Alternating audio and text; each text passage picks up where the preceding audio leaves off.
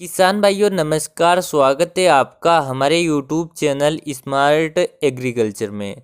आज के इस वीडियो में हम मूंगफली की खेती के बारे में बात करने वाले हैं। तिलहनी फसलों में मूंगफली का अपना एक महत्वपूर्ण स्थान है। मूंगफली के दानों और उनसे निकाला गया तेल दोनों की ही बाजार में अच्छी मांग रहती है। मूंगफली की खेती गर्मियों और बरसात दोनों मौसम में की जा सकती है। मूंगफली की सबसे ज़्यादा खेती गुजरात, आंध्र प्रदेश, तमिलनाडु और कर्नाटक में की जाती है। इसके अलावा मध्य प्रदेश, राजस्थान, उत्तर प्रदेश और पंजाब में भी मूंगफली की खेती की जाती है। अब इस वीडियो में हम आगे विस्तार से बात करेंगे कि आप किस प्रकार से जून और जुलाई में मूंगफली की खेती करके ज़्यादा मुनाफा कमा सकते हैं। इस वीडियो में आपको खेत की तैयारी से लेकर मूंगफली पकने तक की पूरी जानकारी मिलेगी। मतलब कि आपको मूंगफली की खेती में क्या क्या काम करना चाहिए, कौन कौन से खाद, बीज, दवाओं का प्रयोग करना चाहिए। तो पूरी जानकारी के लिए आप वीडियो को अंत तक देखिए और चैनल पर नए हो तो चैनल को सब्सक्राइब कर दीजिए और उसके पास जो घंटी का निशान आया है उसे भी ज़रूर दबा दीजिए ताकि आपको हमारे नए वीडियो का नोटिफिकेशन तुरंत मिल जाए। हम बरसात के दिनों में मक्का, मूंगफली और सोयाबीन इन तीनों फसलों की खेती करते हैं और हमें सबसे ज़्यादा मुनाफा मूंगफली की खेती से प्राप्त होता है। तो इस वीडियो में मैं मेरे हिसाब से आपको मूंगफली की खेती की जानकारी देने वाला हूं कि मूंगफली की खेती किस प्रकार से करनी चाहिए, हम किस प्रकार से मूंगफली की खेती करते हैं। तो सबसे पहले शुरुआत करते हैं मूंगफली की खेती के लिए खेत की मिट्टी किस प्रकार की होनी चाहिए। तो वैसे तो अच्छे जल निकास वाली किसी भी प्रकार की मिट्टी में मूंगफली की खेती की जा सकती है, लेकिन मूंगफली की खेती के लिए दोमट मिट्टी, बलुआ दोमट, हल्की दोमट या पीली मिट्टी सबसे बेस्ट होती हैं और मिट्टी का पीएच मान 6 से 6.5 के बीच में होना चाहिए। अगर बात करते हैं खेत की तैयारी की, तो खेत की अच्छी तरीके से जुताई कर दे और आप 1 एकड़ में 2 से 3 ट्राली गोबर की खाद जरूर डालें। अगर आपके पास गोबर की खाद उपलब्ध नहीं है तो आप उसकी जगह पर वर्मी कंपोस्ट मतलब कि केचुआ खाद का प्रयोग भी कर सकते हैं। किसान भाइयों, अगर आप गोबर की खाद का प्रयोग करोगे तो फिर आपको रासायनिक खादों की कम आवश्यकता पड़ेगी, आपकी मूंगफली अच्छे तरीके से ग्रोथ करेगी। उसके अलावा खेत की तैयारी के समय आप प्रति एकड़ 150 किलोग्राम सिंगल सुपर फास्फेट खाद भी जरूर डालें, क्योंकि किसान भाइयों मूंगफली एक तिलहनी फसल है और तिलहनी फसलों के लिए सल्फर की आवश्यकता बहुत ज़्यादा होती है। तो आप सिंगल सुपर फास्फेट ज़रूर डालें। सिंगल सुपर फास्फेट और गोबर की खाद डालने के बाद आप कूली फाटा चलाकर खेत को अच्छे तरीके से समतल कर दें। अब बात करते हैं मूंगफली की बुआई के लिए सबसे अनुकूल समय के बारे में। तो मूंगफली की बुआई के लिए सबसे बेस्ट समय 15 जून से 15 जुलाई के बीच में होता है। तो आप इसी समय अंतराल में ही मूंगफली की बुआई करें। उन्नत किस्मों के बारे में बात करें तो मूंगफली की उन्नत किस्मों के बारे में तो हम सबसे पहले तो देसी मूंगफली की खेती करते थे, जिसको बटानी के नाम से जाना जाता है। बटानी मूंगफली के छिलके पर धारियाँ होती हैं, लेकिन हम 2 सालों से चाइनीज मूंगफली की खेती कर रहे हैं, क्योंकि चाइनीज मूंगफली का उत्पादन बटानी मूंगफली से ज़्यादा होता है। चाइनीज मूंगफली का छिलका बाहर से चिकना होता है और उसका दाना भी बड़ा होता है, इसलिए मेरे हिसाब से तो आपको चाइनीज मूंगफली की ही खेती करना चाहिए। अगर बात करें प्रति एकड़ बीज की आवश्यकता की, तो आपको 1 एकड़ में 50 से 55 किलोग्राम मूंगफली के बीज की बुआई करना चाहिए। मूंगफली की बुआई से पहले उसका बीज उपचार करना बहुत ज़्यादा ज़रूरी है, क्योंकि बिना बीज उपचार किए अगर हम मूंगफली की बुआई कर देते हैं तो उस खेत में मूंगफली उगने के बाद डंपिंग ऑफ मतलब कि पौधा मरने की समस्या बहुत ज़्यादा आती है। उसके अलावा जड़ सड़न की समस्या भी ज़्यादा देखने को मिलती है। तो बीज उपचार करने के बाद आपको बुआई करने से जड़ की सड़न, अंकुरण के बाद पौधा सड़ने की आशंका पूरी तरीके से खत्म हो जाती है। मूंगफली का बीज उपचार आपको फंगीसाइड और कीटनाशक दोनों से करना चाहिए, जिससे बीज फंगस, सफ़ेद लट और दीमक सभी से सुरक्षित रहे। बीज उपचार के लिए आप फंगीसाइड के रूप में बीएसएफ कंपनी की जेलोरा का प्रयोग 2 ml प्रति किलोग्राम की दर से या बायर एवरगोल्ड एक्सटेंड का प्रयोग 1 ml प्रति किलोग्राम की दर से कर सकते हैं। और कीटनाशक के रूप में आप बायर कंपनी की गाउचो या फिर यूपीएल कंपनी की रेनो का प्रयोग कर सकते हैं।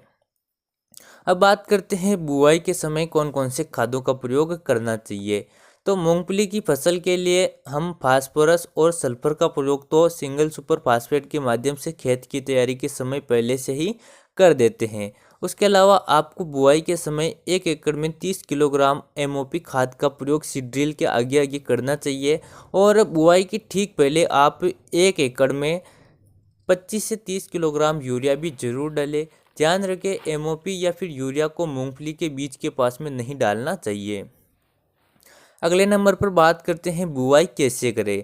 तो हम तो मूंगफली की बुआई करते समय लाइन से लाइन की दूरी 16 इंच रखते हैं। हमारे क्षेत्र में कुछ किसान लाइन से लाइन की दूरी 14 इंच भी रखते हैं। इसलिए मेरे हिसाब से अगर आप मूंगफली की बुआई कर रहे हैं तो लाइन से लाइन की दूरी 14 इंच या 16 इंच रखें तो ही बेस्ट रहेगा।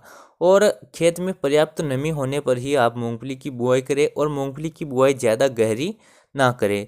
अगले नंबर पर बात करते हैं खरपतवार नियंत्रण के बारे में। तो मूंगफली में खरपतवार को कंट्रोल करना बहुत ज़्यादा ज़रूरी है। अगर हम खरपतवार को कंट्रोल नहीं करते हैं तो यह पैदावार को 30 से 40% तक कम कर देते हैं।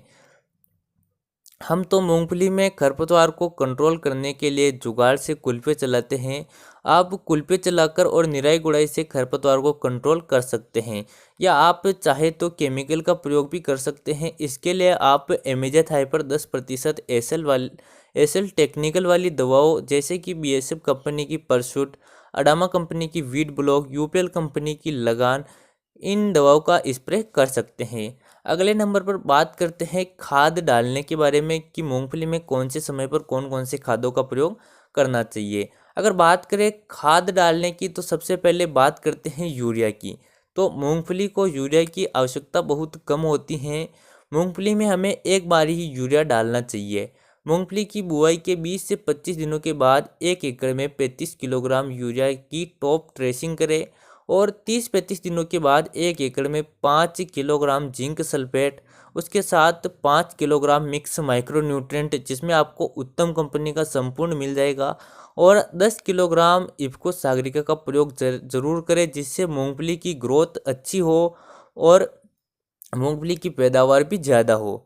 और मूंगफली में समय समय पर एनपीके घुलनशील खादों का स्प्रे भी करते रहे, जिससे पौधे को कभी भी नाइट्रोजन, फास्फोरस और पोटेशियम की कमी महसूस ना हो। आप 30 दिनों के बाद 1 एकड़ में 1 किलोग्राम की दर से एनपीके 19-19-19, 50 दिनों के बाद एनपीके 0-52-34 और 70 दिनों के बाद 1 एकड़ में 1 किलोग्राम 00-50 खाद का स्प्रे करें। इसके अलावा तो मेरे हिसाब से आपको मूंगफली में कोई भी खाद डालने की ज़रूरत नहीं होती है।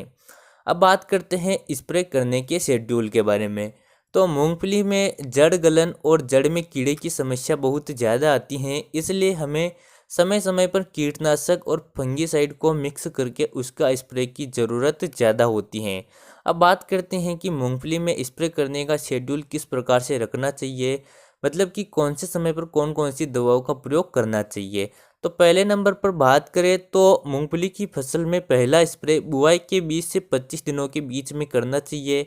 इस स्प्रे में आपको 1 एकड़ में 150 लीटर पानी के साथ 100 ml एमिडाक्लोप्रिड 17.8 SL, जिसमें आपको बायर कंपनी की एडमायर मिल जाएगी, उसके साथ यूपीएल कंपनी की साफ फंगीसाइड 250 ग्राम और उसके साथ 250 ml पोषक सुपर टॉनिक, इन तीनों को अच्छे तरीके से मिलाकर 1 एकड़ में स्प्रे करें।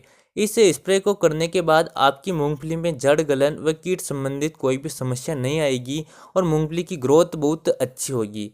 अगर बात करें दूसरे स्प्रे की, तो दूसरा स्प्रे आपको बुआई के 40 से 45 दिनों के बाद करना चाहिए। इस स्प्रे में आपको 1 एकड़ में 150 लीटर पानी में 300 ग्राम स्वादीन फंगीसाइड, उसके साथ 100 ml फेंटेक प्लस, इन दोनों को मिक्स करके 1 एकड़ में स्प्रे करें।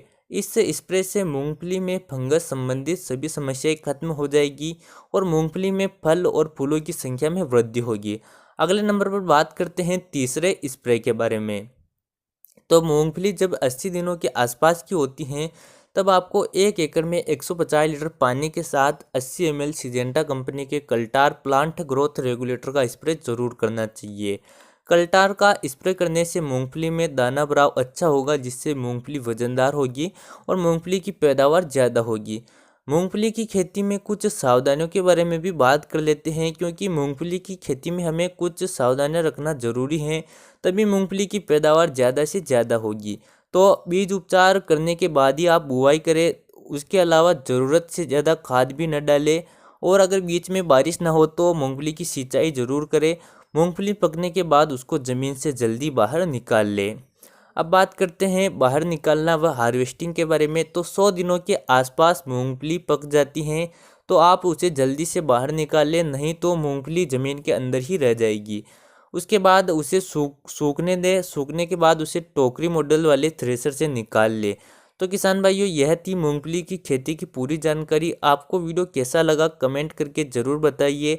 वीडियो अच्छा लगा तो वीडियो को लाइक और शेयर ज़रूर करें। चलिए मिलते हैं अगले वीडियो में। जय जवान जय किसान।